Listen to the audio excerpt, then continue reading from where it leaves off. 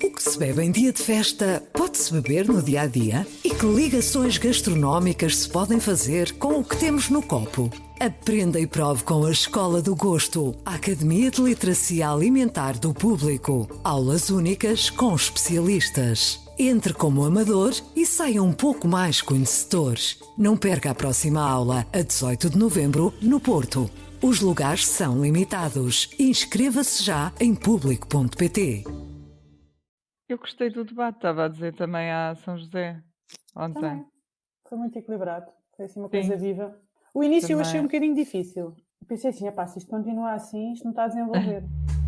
Este é o Poder Público, a semana em debate pela secção de política do Público. São José Almeida, Helena Pereira, Marta Meitinho Oliveira. E eu sou a Sónia Sapage e vou conduzir o Poder Público desta sexta-feira. Um dia mais tarde do que o habitual, porque não quisemos ignorar o importante debate que ontem opôs António Costa e Rui Rio. Foi o frente a frente mais longo destas legislativas e aconteceu nas 3 televisões em simultâneo. De um lado tivemos Costa e do outro Rio, o PS contra o PSD, 2 visões do mundo e 2 projetos alternativos para o país. São José, ficou claro para ti que o PS e o PSD têm projetos diferentes? Nesse aspecto, foi um debate claro? sim, eu acho que sim. Isso foi perceptível neste debate e nos outros, não é? No que os dois líderes também disseram nos outros debates, isso já se percebia. Eu acho que o debate foi importante por isso e também porque ficou claríssimo aquilo que já era perceptível, de que não vai haver novo acordo do PS com o PCP e com o Bloco de Esquerda. Acho que isso ficou muito claro. Ficou muito claro também que Costa só se demite se não ganhar as eleições, embora isso já estivesse claro antes. Quanto aos projetos para o país, eu acho que fica perceptível neste modelo de campanha, nestes debates, que de facto são 2 projetos diferentes. Rio segue uma tradição no PSD, por exemplo, em relação, vamos por temas, que é mais fácil se calhar para as pessoas perceberem Força. e até de explicar. Por exemplo, segurança social. Fica claro neste modelo de debates que Rio retoma uma proposta para a sustentabilidade da segurança social que o PSD tem desde Marcos Mendes, desde que Marcos Mendes foi líder no início dos anos 2000, e que passa pela introdução do chamado terceiro pilar, ou seja, a segurança social pública, que é o modelo que existe hoje e que é o modelo de Estado de Previdência tradicional, sustentada, portanto, ou gerida, a segurança social gerida pelo Estado.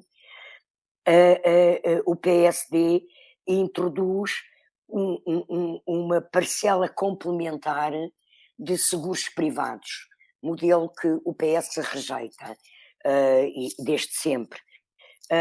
Em relação ao financiamento da saúde, é perceptível também que o papel central do Serviço Nacional de Saúde que o PS defende é diverso no PSD. Há uma maior complementaridade entre o público e o privado. E Rui Rio até já defendeu e defende no programa do PSD rever a Lei de Bases da Saúde, precisamente por essa complementaridade do privado.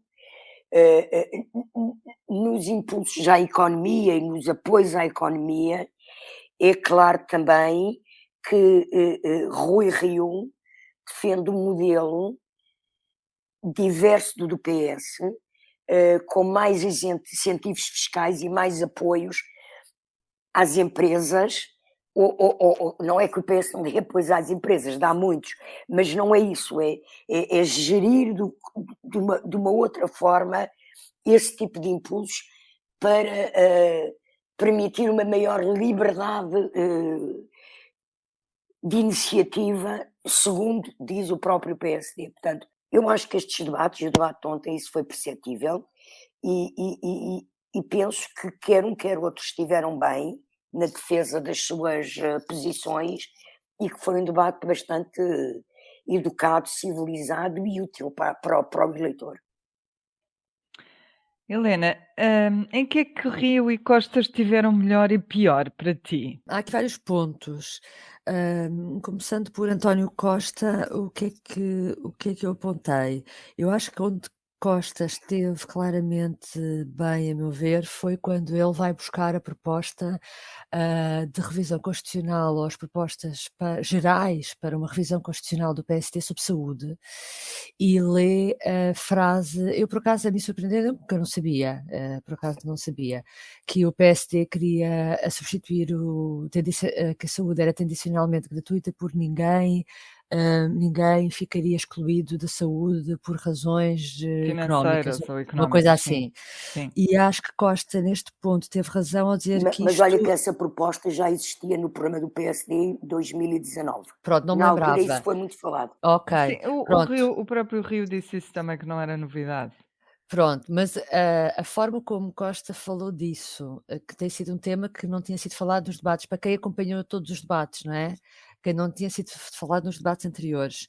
E eu acho que ele tem razão quando ele diz que isto abre a porta que a classe média, mais tarde ou mais cedo, acabe por pagar os serviços públicos na saúde, porque, quer dizer, quem não pode não paga, quem pode pagar, por que razão não terá que pagar? Esta é uma frase que nós já vimos ouvir de várias pessoas do PSD, porque sabemos perfeitamente que há muita gente no PSD que defende isto mesmo, que é quem pode pagar, por que razão não há de pagar por uma consulta no SNS, por uma intervenção no SNS.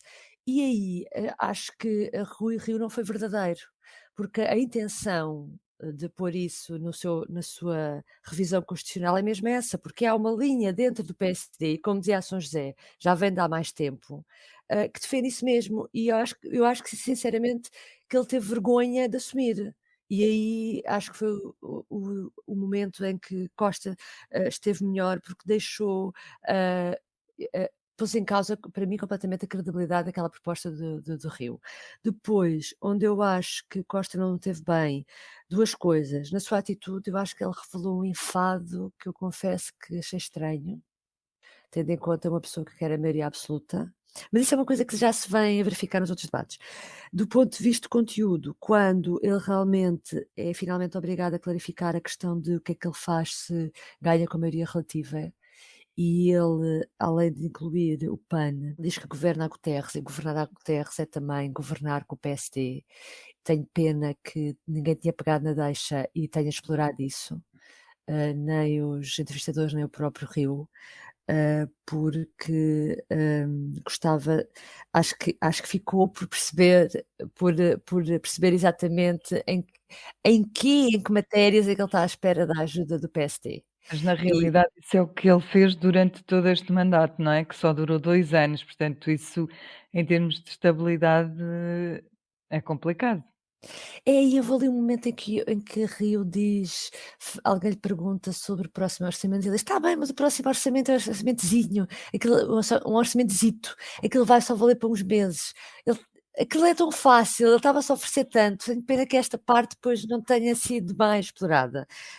Depois da parte de Rio, o que é que eu achei que ele estava melhor? Esteve melhor no vigor ou na ambição que revelava, mas é uma coisa que ele realmente é aquela velha história de quando ele fica picado, fica assim mais vivaço.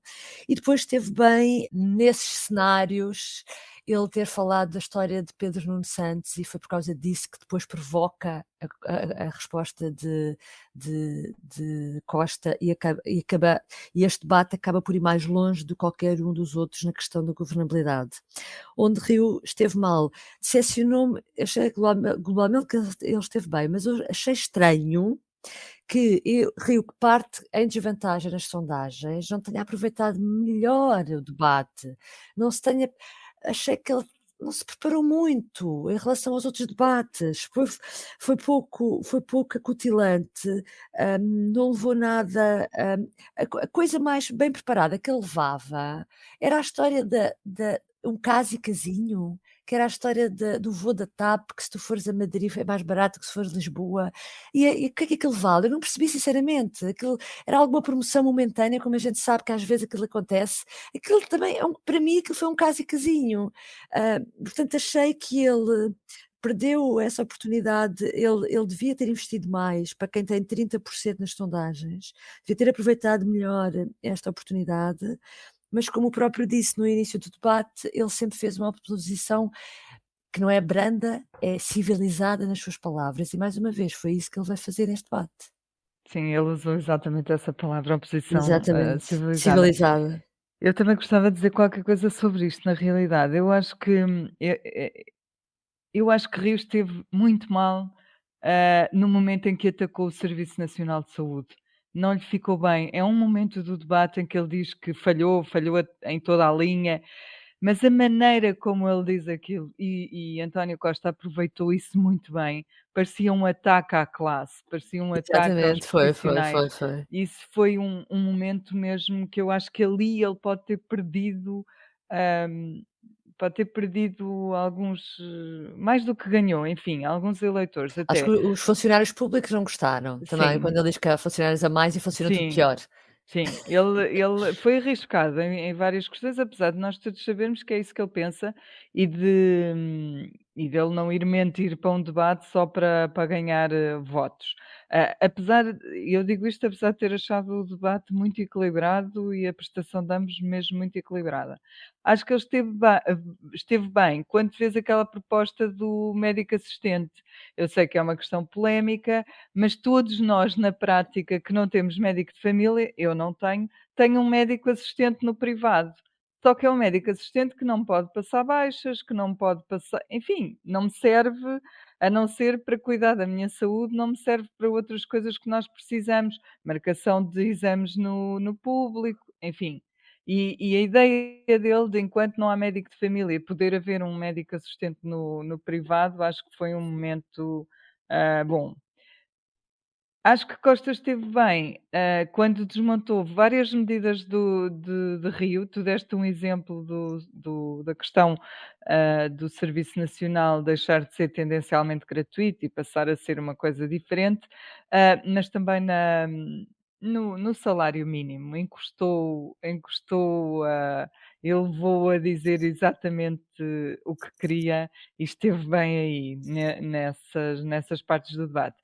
Mas esteve mal naquele momento final em que parecia uma criança que tinha acabado de receber um brinquedo novo e abanava o orçamento para as câmaras, para aquele dossiê que ele levava do orçamento para as câmaras, para cada vez que o apanharem também o orçamento. Aquilo pareceu-me, enfim. Mas achei piada, aquilo pode ter sido. Sim, eu também O tipo só foi um achei teatro, piada. bem planeado. Enfim. Mas passemos à frente, há mais coisas para perguntar. Marta, Rui Rio agitou o fantasma, chamou-lhe assim, de Pedro Nuno Santos, dizendo que Costa pode demitir-se caso tenha um governo minoritário, acabando o país por ter outro primeiro-ministro do PS que colocará o Bloco no executivo. Foi um momento de delírio ou, enfim, faz sentido colocar um cenário destes? Eu acho que no sentido em que ainda ninguém respondeu objetivamente não, isso não acontecerá. Portanto, a partir do momento em que ele não é recusado liminarmente, ele existe, do ponto de vista teórico, não é? Depois também tendo em conta a surpresa que em 2015 causou a solução que Costa arranjou, apesar de António Costa ter referido bastante ontem no debate e até levou a manchete do Expresso, que saiu uns dias antes das eleições em 2015, para dizer Na altura que... quase ninguém ligou, é impressionante. Pois, A classe jornalística quase que ignorou, eu lembro-me tão bem disso.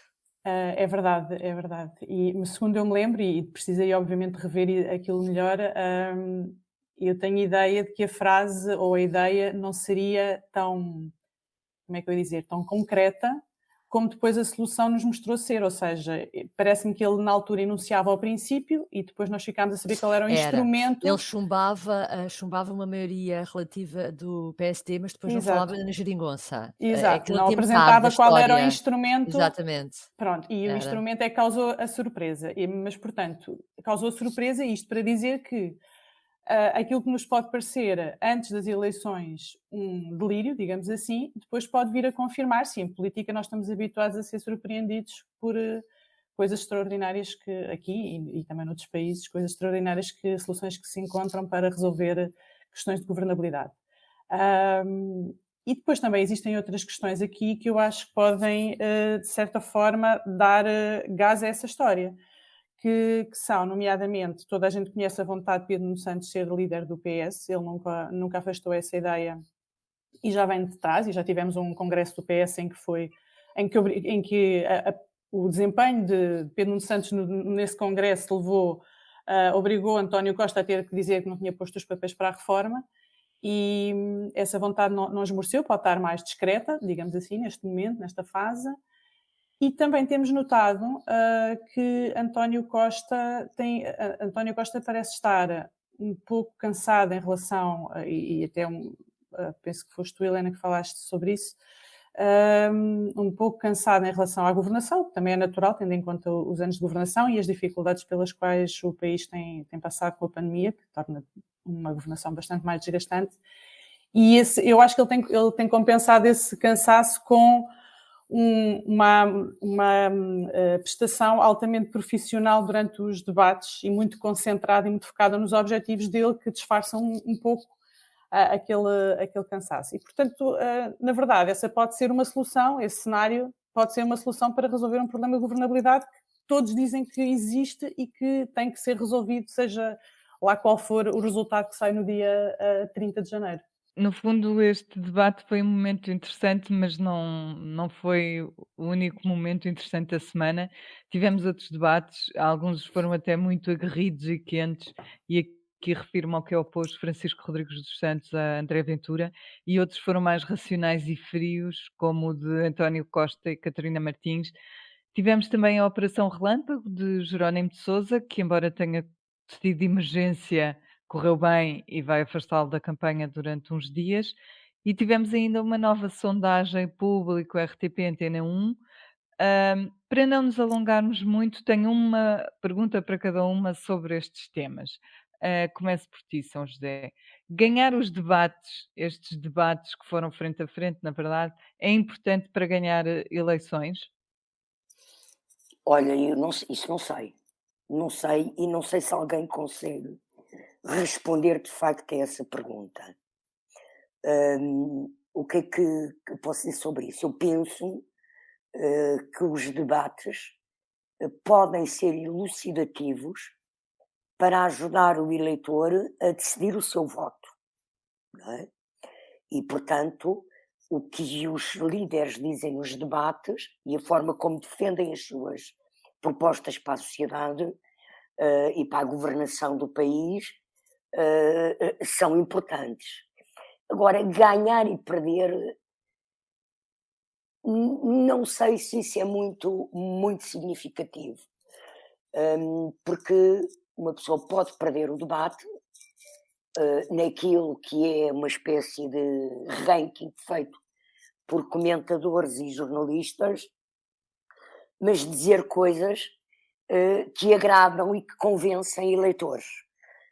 São José, Portanto, deixa-me só interromper-te. A Medina arrasou, segundo os comentadores, moedas no debate, lembras-te? E pois depois não, aconteceu o que aconteceu, ganhou mas moedas. muitas vezes, mas isso, e já em anteriores debates destes, isso aconteceu, não é? Portanto, não sei se ganhar ou perder tem alguma influência. Agora, eu sei que há um tipo de debates que tem acontecido que pode até levar as pessoas a não quererem votar. Eu não sei qual é o interesse útil, por exemplo, de um debate que tu referiste e que houve esta semana, que foi o debate entre o líder do CDS e o líder do Chega, que aquilo, quer dizer, aquilo não é nada, aquilo só demonstra que quer um, quer outro, não têm uma ideia para o país, não têm uma ideia para discutir concretamente sobre o futuro do país e entram num nível de discussão que é de larvos, aquilo é de pessoas que não têm nenhumas maneiras, não têm nenhuma civilidade. Foi É incompreensível, é incompreensível. foi vergonhoso, eu acho que a palavra certa é mesmo foi... É alarve, alarve é um termo das crónicas dos descobrimentos. Havia um povo que eram os alarves, que comiam com as mãos, e a partir daí, em português, o termo alarve vem descrito como comem com as mãos. Pronto. A partir daí, o termo alarve é uma pessoa que não tem maneiras, come com as mãos. E eles foram para aquele debate, de facto, sem nenhumas maneiras de civilidade, de saber estar, a ver quem é que se insultava mais. Eu acho que aquilo é do pior que há na política. Afasta eleitores e demonstra que quer um, quer outro não tem uma ideia para o país consistente. Quer dizer, entre aquilo e o debate que nós vimos ontem, ou que vimos entre Costa e Catarina Martins, quer dizer, não há nada. Há muita distância que afasta as pessoas da política. Mas acho que isso acaba por responder à minha pergunta, porque a minha pergunta era ganhar debate 100% para ganhar eleições, e acho que no teu raciocínio fica claro que não é nada importante, não é? Não é. O que é decisivo para ganhar eleições é saber apresentar as propostas que se têm para o país. E uma pessoa pode perder um debate, tecnicamente, numa apreciação de boxe feita por jornalistas, não é? Porque bate mais, é mais incisivo, mas o adversário, se souber apresentar o seu projeto, pode beneficiar nas eleições. E eu penso que isso tem acontecido com vários dos intervenientes nos debates, vários líderes têm feito isso, pronto, e por isso é que eu citei aquela peixeirada, aquela larvidade daqueles dois líderes, que é a demonstração clara que não têm uma ideia para o país e não têm nenhuma civilidade. Olha, deixa-me só acrescentar, foi uma pena realmente esse debate, porque os debates estavam a ser muito úteis e muito bons mesmo.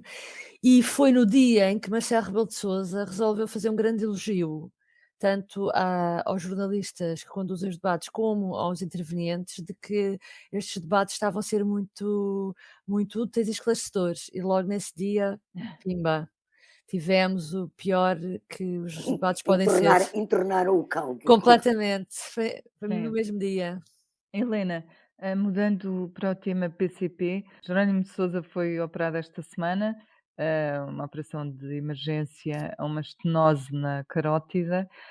Achas que o líder do PCP está mais longe de cumprir o seu mandato até ao fim? Olha, eu sobre isso tenho mais certezas, porque na semana passada fiz-lhe uma entrevista com a Renascença, em que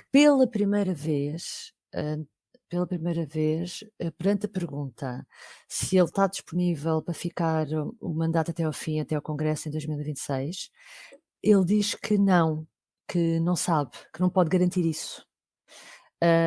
E achámos estranho na altura, isso foi notícia e realmente, quer dizer, ele tentado um bocadinho abaixo de forma, mas isso é normal porque uma pré-campanha é muito exigente, ele tem 74 anos. Mas a forma como ele falou contrasta muito com a forma como ele no passado sempre disse que estava aqui até querer e ninguém o tirava, e até brincava, ele até normalmente brincava com os jornalistas quando lhe faziam essa pergunta. E portanto, foi nítido que a resposta dele era não garantia ficar até ao próximo Congresso. De acordo com os estatutos do PCP, não precisa de haver Congresso para haver uma substituição de líder. Esse líder pode ser escolhido em Comitê Central em qualquer momento. Nós falámos até disso com ele e ele disse que sim, que é verdade. Pronto, havia essas possibilidades todas. Entretanto, acontece esta situação e ele é substituído por duas pessoas, João Oliveira, líder parlamentar, e o João Ferreira, que foi eurodeputado e foi candidato a Lisboa.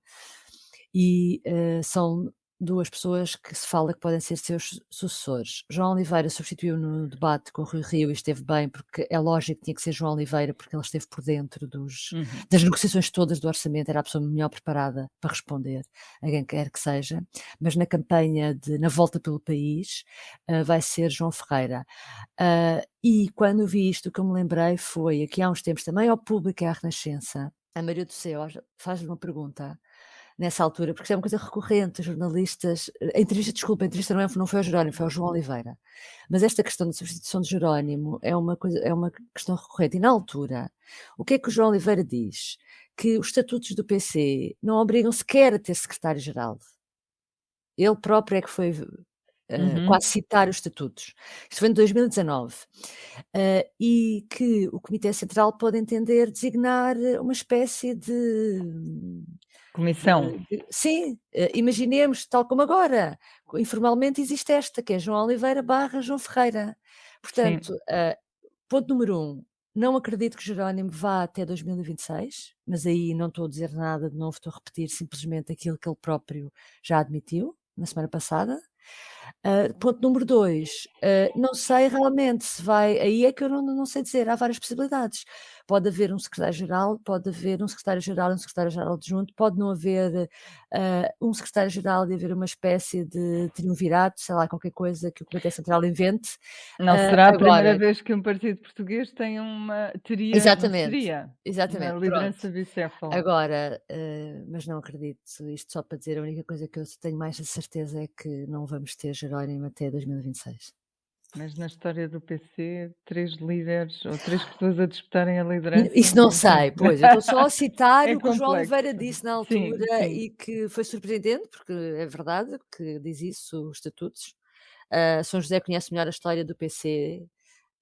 O PC já há de teve se lembrar de outros já momentos, teve exatamente. épocas sem secretário-geral. Não sei, olha, não sei o que é que vai acontecer, mas é só para chamar a atenção, porque eram 2 entrevistas do João Oliveira e do Jerónimo em que eles deram pistas muito claras sobre o futuro. Marta, no caso da sondagem, passamos agora para esse tema, o PS cresceu um bocadinho e está mais perto da maioria absoluta, que é o que mais deseja, e o PST perdeu ligeiramente terreno. O que é que te surpreendeu mais na sondagem? Não foram propriamente esses dados que me surpreenderam mais. Esses dados são interessantes são interessantes porque várias sondagens feitas por empresas de sondagens diferentes estavam a dar a mesma tendência, que era uma tendência de aproximação do PSD face ao PS. E esta que já é uma sondagem feita com diferença de uma semana face à anterior, já vem inverter essa lógica, e agora estamos, como estávamos em novembro, com uma diferença de 9 pontos entre PS e PSD. O que me surpreendeu mais foi um quadro que nós estivemos ontem a analisar e que refletimos hoje no jornal de hoje, através de uma peça da Leonete Botelho, que é um quadro que mostra como é que os eleitores, tendo em conta a forma como os eleitores votaram em 2019, como é que eles agora pretendem votar face a 2019. E tem ali um dado surpreendente sobre a transferência de votos, que é a transferência de votos do PCP para o PS. Parece surpreendente, que basicamente diz que é 27%, e é o partido que transfere a maior percentagem de votos para o PS, até bastante à frente do Bloco. É surpreendente, e nós ontem, quando estávamos a ver aquilo, causou-nos estranheza, porque existe uma ideia histórica com anos de que o PCP é um partido com um eleitorado muito fiel e muito estável. E de que é o Bloco que perde votos para o PS. Exatamente, e que é o Bloco que anda sempre ali, que os eleitores umas vezes votam Bloco e outras vezes são mais móveis. E, portanto, aquele dado surpreendeu-nos, sendo que isto vale o que vale. É uma sondagem e é um dado que tem que ser visto com algum cuidado, não olhando tanto para o número, mas mais para as tendências. Vai ser importante ver nas próximas sondagens que nós teremos como é que este número evolui, se tem uma tendência para cima ou para baixo, ou se é uma coisa completamente errática. E esse foi de facto o dado que me surpreendeu mais. Existem ali mais 2 dados interessantes, que são a capacidade de retenção de eleitores do PS e do PSD face às pessoas que votaram PS e PSD nas eleições anteriores. E, embora as sondagens deem vitória ao PS, é interessante perceber que um partido que está no poder desde 2015 consegue ter uma capacidade de retenção de 77%, que é também bastante elevada, e o seu opositor, que poderia chegar aqui com a facilidade de, vamos lá captar os eleitores cansados de um governo que já está há duas legislaturas, consegue reter 66%, portanto, perde algumas das pessoas que votaram PSD nas eleições anteriores. E pronto, foram estes dados que me surpreenderam mais, os das transferências, digamos assim.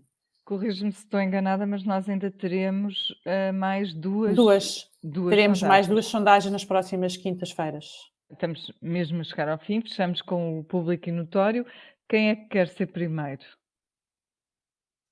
São José. O meu tem a ver com o PCP e na continuidade do que disse a Helena, porque para mim não é líquido, nada líquido, ao contrário do que se diz, que a substituição de Jerónimo de Sousa seja por João Oliveira ou por João Ferreira.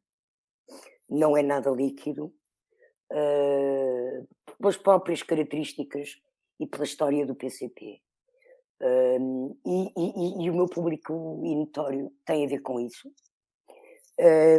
porque no debate com Rui Rio, João Oliveira, quando é questionado sobre a questão da substituição de Jerónimo, tem uma frase muito engraçada, que é: quer eu, quer o João Ferreira, estamos, ele não diz ansiosos, mas quer eu, quer João Ferreira, queremos é ser substituídos rapidamente nesta campanha por Jerónimo de Sousa. Sim, sim. E de facto isto demonstra que mesmo que a Assunção venha a passar por esses nomes, eles próprios sabem que isso não é um assunto fechado e acabado. Não é, porque o PCP não é como os outros partidos, não é? No PS, por exemplo, podemos dizer que Pedro Nuno Santos está desde 2018 a preparar-se para ser secretário-geral, porque até fez aquela famosa declaração numa entrevista, acho que foi à Flor Pedroso, em que ele diz: a única coisa que eu não fui no PS até hoje é secretário-geral. Sim. Mas, mesmo assim, nós não podemos dizer hoje que um dia que Costa saia, e atenção, que António Costa foi muito claro ontem a dizer que não se demite, foi mais uma vez muito claro, a dizer que não se demite se ganhar as eleições, que governa, até disse que governa a Guterres, pronto. Mas se isso num partido como o PS não pode ser dado como líquido, que seja Pedro Nuno Santos um dia que vai ganhar o Congresso do PS, um dia que acabe o ciclo de mandato, o consulado de António Costa, no PCP isso ainda é menos líquido, e portanto achei muito interessante a frase do João Oliveira, porque demonstra precisamente isso. Muito bem. Marta, queres continuar tu com o teu? O meu tem a ver com a questão das eleições também, mas dos votos, do voto antecipado.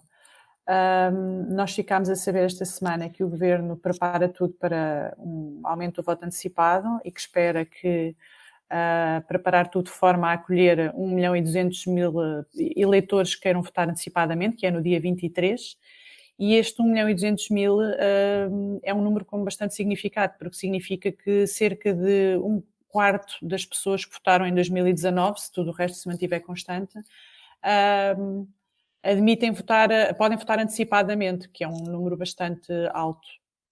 Sim, é verdade. Helena? Sim, o meu também tem a ver com a campanha, claro, que é uma frase de António Costa ontem, porque a seguir ao debate ele e Rio falaram às televisões numa espécie de mini comício barra comentário à sua própria prestação durante o debate. Longo. Exatamente. E Costa tem uma frase muito curiosa, porque a determinada altura eu nunca o tinha ouvido fazer uma defesa da maioria absoluta da forma como ele fez nessa mini nesse mini comentário, em que ele diz que não, que é diferente, que já passou o tempo em que as maiorias absolutas assustavam e que não é nada assim. Depois ele tem uma frase fantástica que é: Marcelo não me deixaria pisar o risco. Em que ele diz: vocês verdade. alguma vez têm dúvidas de que o Presidente da República me deixaria ir mais além do que devia, ou se não me controla? Achei Não este era no argumento segundo dia, fantástico. era logo no primeiro. Exatamente, achei fantástico este argumento. Tenho pena que não tenha sido usado no debate. Foi muito divertido. São os fantasmas que estiveram ausentes, presentes no debate. A campanha vai começar entretanto e nós cá estaremos para ir comentando, sem saber ainda também o que esperar da pandemia, se é o pico, se não é o pico, enfim. Voltamos em breve. Adeus. E voltaremos mais vezes nas próximas mais semanas, não é? Sim. Até breve. O público fica no ouvido. O que faz um bom azeite? Sabe como escolher? Venha descobrir e explorar este produto tão importante da nossa gastronomia na Escola do Gosto. Dia 25 de novembro no Porto, venha provar e aprender com Ana Carrilho, Edgardo Pacheco e o chefe André Cabrita. Os lugares são limitados. Inscreva-se já em público.pt.